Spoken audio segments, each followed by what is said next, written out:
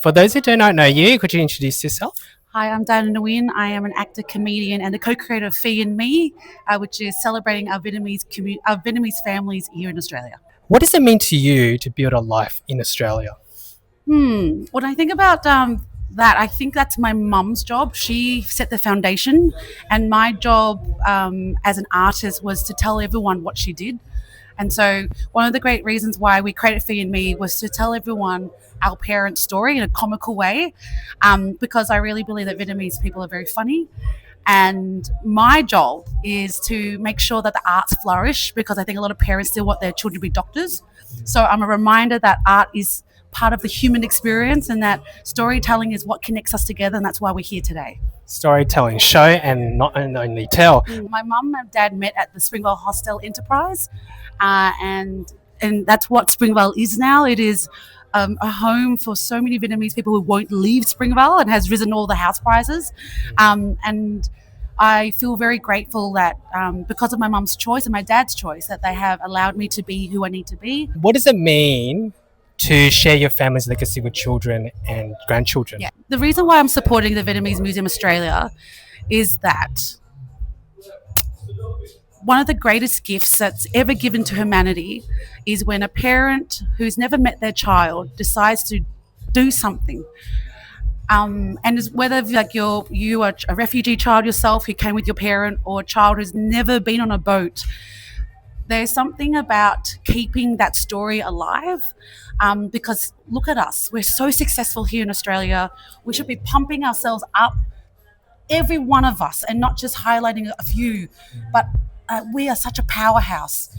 So I think big community, strong community. Absolutely. And in all industries, like we need to celebrate all industries. So what kind of industries has Vietnamese people from Australia committed themselves to, do you think?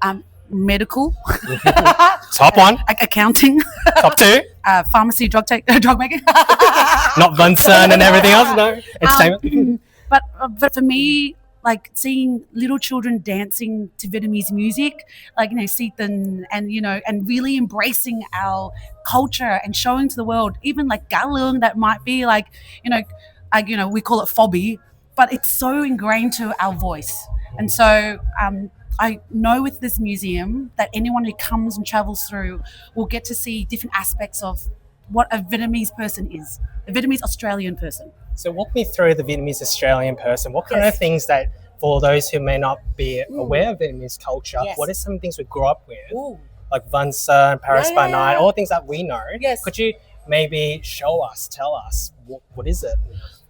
Well, it sounds like you're asking me for what a DNA looks like of a Vietnamese Australian person. So I'm second generation. There's a little bit of racism. There's a lot of trying to fit in, but also the gradual coming of age where you go, I want to learn my language. I want to be surrounded by the people who look like me. I want to be with people who you don't need to say anything, but you get it.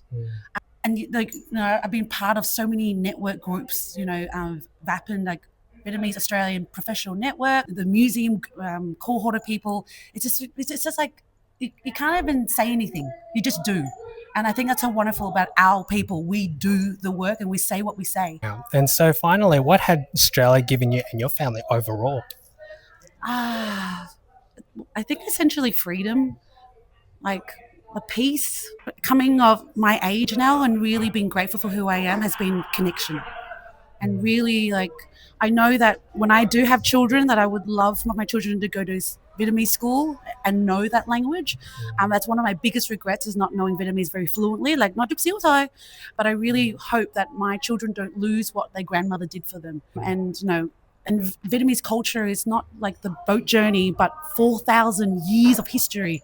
And so we need to keep that alive. And so what is your final message to first generations? Because we have third generation coming in. Yeah. Do you have any special message in English or in Vietnamese you'd like to share? Our parents, oh my God, they're gonna get the broomstick and hit us. Green, hit the green. Trees. So 2 years ago, my family and I made a decision to sit down and record our mum's story. So I hired a videographer, we mic'd her up, and for 3 hours we asked her about her story. And I advocate for the second and third generation to take that space, sit down with your parents and record audio or just and film. Collect. Yeah, collect your family story so that it's passed down. Like, not many people have experienced what our parents have gone through. So keep that, oh my God, resilience, bravery. It's absolute courage. It's the truth. Yeah. So get them and, get them comfortable and let them speak in Vietnamese about what they experience and how it is to be in Australia and what was it like to be a small child in Vietnam. Like, get that full spectrum of life and keep it as a record so that we can pass it to the fourth, fifth, sixth generation. So that's my message. For the first generation, please tell us your stories. We honor you and respect you so much. So let us into your world so that we can pass it on to many generations of Vietnamese Australians.